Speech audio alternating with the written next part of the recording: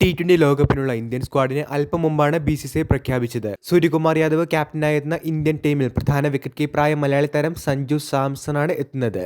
തീർച്ചയായിട്ടും മലയാളി ക്രിക്കറ്റ് ആരാധകരെ സംബന്ധിച്ച് ആഘോഷിക്കാവുന്ന ഒരു വാർത്ത തന്നെയായി ഇത് മാറിയിട്ടുണ്ട്. സഞ്ജുവിന് ശേഷം സെക്കൻഡ് വിക്കറ്റ് കീപ്പറായി ഇഷൻ കിഷനെയാണ് ടീമിന്റെ ലോകകപ്പിനായി പരിഗണിച്ചിരിക്കുന്നത്.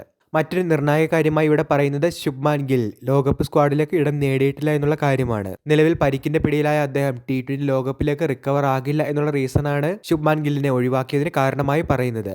സഞ്ജു അഭിഷേക് ശർമ്മ സഖ്യമായിരിക്കും ടീം ഇന്ത്യക്ക് വേണ്ടി ഓപ്പണിംഗിനായി എത്തുക എന്നുള്ള സൂചനകളാണ് സ്ക്വാഡ് പ്രഖ്യാപനത്തിൽ നിന്നും വ്യക്തമാകുന്നത്. സൂര്യകുമാർ യാദവ്, തിലക് വർമ്മ, ഹർദിക് പാണ്ഡ്യ, ശിവം ദുബെ എന്നിവർ ടീമിലുള്ളപ്പോൾ അക്സർ പട്ടേലിനാണ് ടീം ഇന്ത്യയുടെ വൈസ് ക്യാപ്റ്റൻസി റോൾ.